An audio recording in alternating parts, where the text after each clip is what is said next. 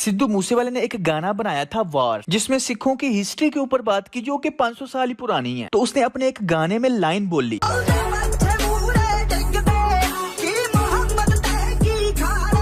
जिसका मतलब है कि हमारी तलवार के आगे हर कोई गिर जाता था, चाहे वो मोहम्मद था चाहे वो खान था। अब कुछ लोगों का कहना है कि चूंकि सिखों की हिस्ट्री 500 साल पुरानी है, तो सिद्धू यहाँ पे एक अफगान सरदार दोस्त मोहम्मद खान की बात कर रहा है। दोस्त मोहम्मद खान ये तो एक ही शख्स है, लेकिन सिद्धू ने यहाँ पे कहा कि मोहम्मद ते की खान है। तो मेरी एक अपनी जाती राय है कि उसने यहाँ पे मुसलमानों को एज अ सिंबॉलिकली हुजूर पाक का नाम लेके मुखातिब किया, क्योंकि अगर आप इस गाने में इस लाइन से पीछे वाली बात सुनो ना, तो ये यहाँ पे कह रहे कि अफगानियों के अंदर इतना खौफ था सिखों का कि उन्होंने औरतों की शलवारें पहन ली थी ताकि हमारे ऊपर हमला ना हो।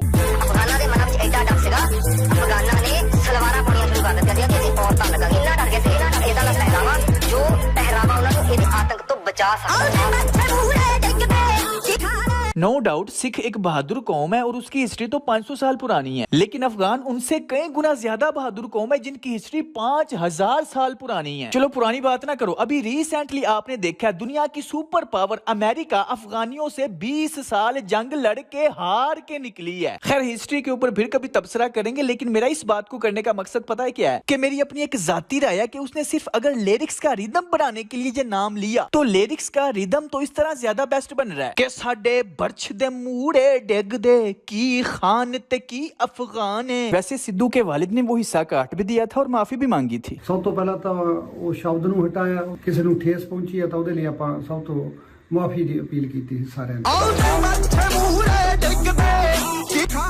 तो चलो मान लेते हैं उसकी नीयत का हमें नहीं पता, और जो मुसलमान उसके गाने सुनते हैं वो भी उनकी अपनी चॉइस है, लेकिन कम से कम कोई मुसलमान होने के नाते एक इस्लामी जमहूरिया पाकिस्तान में एक ऐसे कंट्रोवर्शियल आदमी को अपना उस्ताद कह के तो नहीं ना प्रमोट कर सकता। फिर मेरे उस्ताद भी बहुत दफा लगी थी, मेरे भी बहुत दफा लगी। ये रजब और उसके फैंस इस सिद्धू को अपना उस्ताद मानते हैं, आइडियल मानते हैं, उसके नक्शे कदम पे चलना चाहते हैं, तो भाई फिर उस जैसी मौत भी मांगो। 295 उसके करियर का सबसे हिट गाना है और 295 ही उसकी मौत का दिन है, 29 मई यानी 29/5। बाकी ये लिरिक्स बोलते हुए उसकी असली नीयत अल्लाह ही जाने, लेकिन पॉइंट ये है कि ऐसे कंट्रोवर्शियल आदमी को ये अपना उस्ताद बनाए बैठे है, आइडियल मानता है, फॉलो करता है। फिर मेरे उस्ताद भी बहुत दफा लगी थी, मेरे भी बहुत दफा लगी। मेरे उस्ताद के सर पे भी थी 295, मेरे सर पे 2 है, 295 ए 295 सी। तो ऐसा हो नहीं सकता कि इसे 295 सी का पता ही ना हो। तो आप खुद सोचो इसके मुंह से 295 सी वाले अल्फाज ही स्पेशली तौर पे क्यों निकले। हाँ एक बात मैं आपको यहाँ पे क्लियर कर दूं कि रजब भट्ट ने ये भी बोला है कि मेरे ऊपर ये जो दोनों दफाएं लगी हैं ये झूठी लगी हैं, और जिस नंबर की दिफा मुझ पे लगाई जा रही है,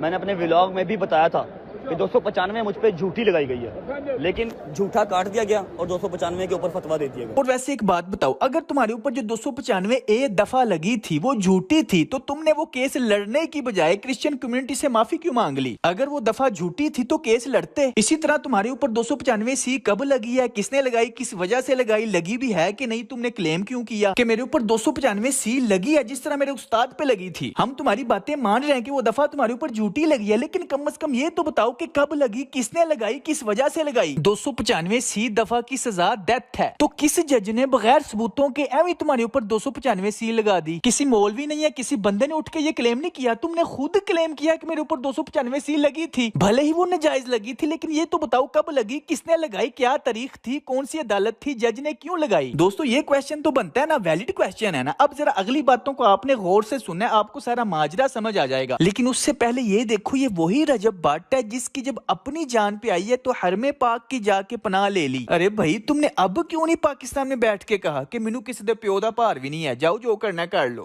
किसी दे प्यो दा भी मैनू भार नहीं है। तूने अब क्यों नहीं पाकिस्तान में बैठ के कहा कि मेरे ऊते यार छिलना जरा भौंकदा भौंके पिया। मेरे ऊपर डेली की 30 वीडियो लगती हैं, पता नहीं कौन कौन सा फिलोसफर बैठा होगा, ऐसे ये डरे हुए लोग हैं, नजर आकर तुम मारेगा, ये डर है इनकी जिंदगी में, ये डर है इनकी जिंदगी में। जब तेरी अपनी बहन अपनी इज्जत पे बात आई थी, जिसको तू खुद नुमाइश भी करता है, उन 2 लड़कों ने सिर्फ उसकी पैरोडी की तो तूने उनके ऊपर जुल्म किया। उनको बिल्कुल मारा, जवाद अली हमने मारा, मेरे गार्ड्स ने मारा। हो सकता है तुम्हें उनकी ही बदवा लगी हो, क्योंकि वो तुझसे बदला नहीं ले सकते, सिर्फ अल्लाह पे छोड़ सकते हैं। अल्लाह के नजदीक तुम और वो लड़के दोनों बराबर हैं। ये लोगों की मुनाफिकत है कि वो जिसके पास पैसा और फेम देखते हैं पता नहीं उसे आला मखलूक समझने लग पड़ते हैं। ये रजब भट्ट जैसे लोग होते हैं जिनके पास अगर पैसा आ जाए तो मुतकब्बिर हो जाते हैं और सोचते हैं कि अब हमारा कौन क्या बिगाड़ सकता है। किसी दे प्यो दा भी मैनू भार नहीं है। दोस्तों इसी के साथ साथ ये अपने गुरूर, पैसे और फेम में इतने इतना अंधा हो गया था, तो उसे मुतकब्बिराना अंधेपन में इसने कहा कि मेरे ऊपर 295 क्या ABC जेरी मर्जी दफा लगी हो, मुझे कोई फर्क नहीं पड़ता। ऐ देखो परफ्यूम लॉन्च कर देती है। गुस्ताखी इसने की है या नहीं की उसके ऊपर भी आती है, लेकिन इसकी असल बीमारी है गुरूर, और गुरूर तो अल्लाह को पसंद ही नहीं। तो दोस्तों असल पॉइंट अब पीछे पता है क्या बचता है कि बात ये नहीं कि जो तुम्हारे ऊपर दफाएं लगी हैं वो सच्ची हैं या झूठी हैं। पॉइंट ये है कि तुम गुरूर करते हो कि मेरा किसी ने क्या बिगाड़ लेना, पावे मेरे ऊपर जेरी मर्जी दफा लग गए, तुझे 4 पैसे क्या मिल गए, 4 लोग तुझे फॉलो क्या करने लग पड़े। तूने सोचा तू जिसको मर्जी फेंटी लगा सकता है, तूने सोचा सियासतदान मेरे साथ है, स्कैम करके मैं लोगों को लूट भी सकता हूँ। रजब भट्ट के कोर्स पर वीडियो बनाने के बाद मुझे ये पता चलता है कि इस कोर्स के पीछे तो बहुत बड़े बड़े लोग शामिल थे। जब आपके साथ सियासतदान होंगे ना, हर चीज लीगल रहे। तूने सोचा जब सियासतदान पैसा मेरे साथ है तो ये कानून क्या चीज है, अदालतें क्या चीज है। चाहे मेरे ऊपर 295 A दफा लगी हो, B लगी हो, C लगी हो, जेडी मर्जी लगी हो, मुझे क्या फर्क पड़ता है। असल वजह यह है कि इस मुतकब्बिर इंसान का गुरूर टूटा है, और जो इस मुतकब्बिर जाहिल बदमाश को ब्रांड कहते थे। डियर बच्चों, अब जरा अपने इस ब्रांड के चेहरे पे मौत का डर तो देखो। अब इसे जाके कहो ना कि इस मौका के ऊपर बदमाश बने, इस मौका के ऊपर गुरूर करे ना कि मैनू किसी दे प्यो दा भार भी नहीं है, जो करना कर लो। इस मौका के ऊपर अपने उस्ताद मोहतरम सिद्धू मूसेवाले का दोबारा नाम ले ना कि मेरे उस्ताद सिद्धू मूसेवाले के ऊपर भी हुजूर पाक की गुस्ताखी का इल्जाम लगा था। इसे चाहिए कि ये अपनी इस गलती को रियलाइज करे और सबके सामने आके एक्सेप्ट करे कि फेम और पैसे ने मुझे मुतकब्बिर कर दिया और मैंने जहालत में बोल दिया कि मेरा किसी ने क्या ही बिगाड़ लेना। मेरा तुम्हें बरादराना मशवरा है, तुम भी जानती हो कि यही सोल्यूशन बेस्ट है, लेकिन इस सोल्यूशन के इसको 3 नुकसान होंगे। पहला नुकसान, इसकी अना और गुरूर को ठेस पहुंचेगी। दूसरा नुकसान, इस मुआशरे के कुछ समझदार लोग जो इस बेगैरती, बेहयाई, बेशर्मी, बदमाशी और गुरूर को गलत कहते हैं, तनकीद करते हैं, ये उनके सामने भी हार जाएगा और खुद को ब्रांड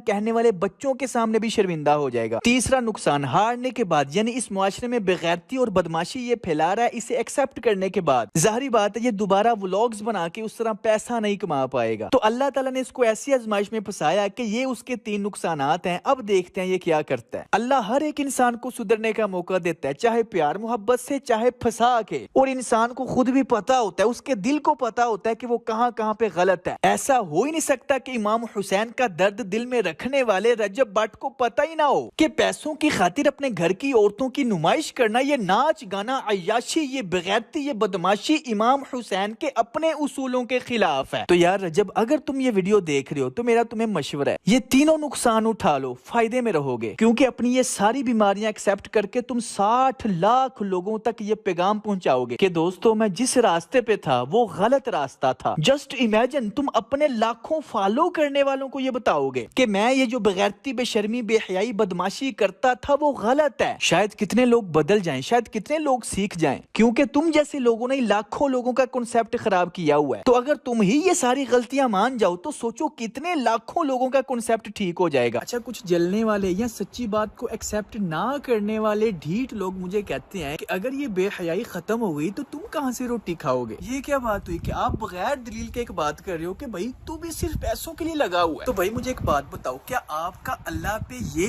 ईमान और अकीदा है कि किसी इंसान को उसका काम रोटी देता है? क्या अगर एक्सीडेंट होने बंद हो जाएं तो क्या डॉक्टरों को अल्लाह रोटी नहीं देगा? क्या क्राइम्स होने बंद हो जाएं तो वकीलों को, जजों को, पुलिस वालों को अल्लाह रोटी नहीं देगा? अल्लाह ने कहा हुआ है अल्हम्दुलिल्लाहि रब्बिल आलमीन, मैं तमाम जहानों को पालता हूँ। तो ये अल्लाह का काम है, उसी के जिम्मे रहने दो और अपनी जिंदगी का कोई मकसद ढूंढो, पैसों के पीछे ना भागो। असल बात पता है क्या है, आप बातों को घुमाया ना करो, सीधी तरह कमेंट्स में मुझे कहा करो कि भाई हम तुमसे जलते हैं या फिर हम तुमसे नफरत करते हैं क्योंकि तुम हमारे छोटे छोटे खुदाओं को बुरा कहते हो। भाई जारी बात है, आपको अच्छा थोड़ी लगेगा क्योंकि मैं आपकी नफ्सियात पे हिट करता हूँ, आपके छोटे छोटे खुदाओं को बुरा कहता हूँ, तो इट्स ओके, आप मुझे कह सकते हो कि भाई हम तुमसे नफरत करते हैं। अच्छा, कुछ दोस्त मुझे कह रहे थे कि भाई यार अहमद आप इसको सपोर्ट क्यों कर रहे हो? यार दोस्तों, आप अभी तक मुझे समझे ही नहीं। मैं सिर्फ लोगों के सामने सच रखता हूँ कि ये सच है। मैं जिसके खिलाफ भी वीडियो बनाता हूँ मुझे पर्सनल किसी से कोई मसला नहीं होता, पर्सनल ये लोग खुद बना लेते हैं क्योंकि सच थोड़ी किसी से बर्दाश्त होता है। तो इसी तरह इस वीडियो में भी और अब भी मैंने आपके सामने जो रखा है वो सच है। कि गुस्ताखी वाली इसकी कोई स्टेटमेंट, कोई बात मुझे नजर तो नहीं आई, आपको भी नहीं नजर आई होगी। हाँ, एक बात जो समझ आ रही है वो ये है कि ये एक मुतकब्बिर, जाहिल, बदमाश इंसान है जिसपे फेम और पैसा इतना सवार हो गया, जिसने सोचा कि मेरे ऊपर 295 A क्या, मेरे ऊपर 295 C भी लगी हो, मुझे कोई फर्क नहीं पड़ता। फिर मेरे उस्ताद भी वो दफा लगी थी। लेकिन अल्लाह ने इसका गुरूर कुचल के रख दिया और ये मुतकब्बिर, बदमाश इंसान जिसे अपने ऊपर गुरूर था वो मौत के डर से दुनिया की सबसे अमन वाली जगह पे जाके आके बैठ गया, क्योंकि उस जगह पे लड़ाई करना भी हराम है। या फिर दूसरी वजह जिसे लोग खुद बना रहे हैं, खुद गुमान कर रहे हैं, जिसका सबूत कोई नहीं, कि इसने जानबूझ के 295C वाली दफा को नॉर्मलाइज करने के लिए बोला कि ये कोई दफा लगना आम सी बात है। या फिर तीसरी वजह क्वेश्चनेबल है कि ये इन क्वेश्चंस के आंसर दे कि तुमने खुद क्लेम क्यों किया, तुम्हारे ऊपर ये दफा कब लगी, किसने लगाई, कौन सा जज था और ये नाजायज क्यों है। ओवरऑल तो यही 3 सूरत हाल बन रही है। मुझे जो समझ आ रही है वो मैंने आपको ये बता दी है, बाकी अब अल्लाह जाने। लेकिन दोस्तों एक बात आपने जरूर याद रखनी है कि अगर इसकी कोई भी गुस्ताखी वाली बात स्टेटमेंट सामने आती है फिर तो ये वाजिबुल कत्ल है। लेकिन अगर इसने गुस्ताखी नहीं की और आप फिर भी इसके कत्ल की ख्वाहिश रखते हो तो फिर अल्लाह को क़यामत के दिन क्या जवाब दोगे। तो फिलहाल गुस्ताखी का कोई सबूत तो नहीं, लेकिन ये क्वेश्चन जरूर है। अगर ये इनका आंसर दे दे या फिर जो मैंने वजह बताई है वो सारी गलतियां मान के माफी मांगे और सब कुछ छोड़ दे, तो इसका फायदा ये होगा कि जिन लाखों बच्चों का इसने कॉन्सेप्ट खराब किया है उनका कॉन्सेप्ट ठीक हो जाएगा। तो चलिए देखते हैं अब क्या होता है। मैंने कोशिश तो की है हर हवाले से ये बात कवर कर दूं, बाकी अब अल्लाह जाने क्या होता है। मिलते हैं नेक्स्ट वीडियो में। Take care, keep smiling and खुदा हाफिज।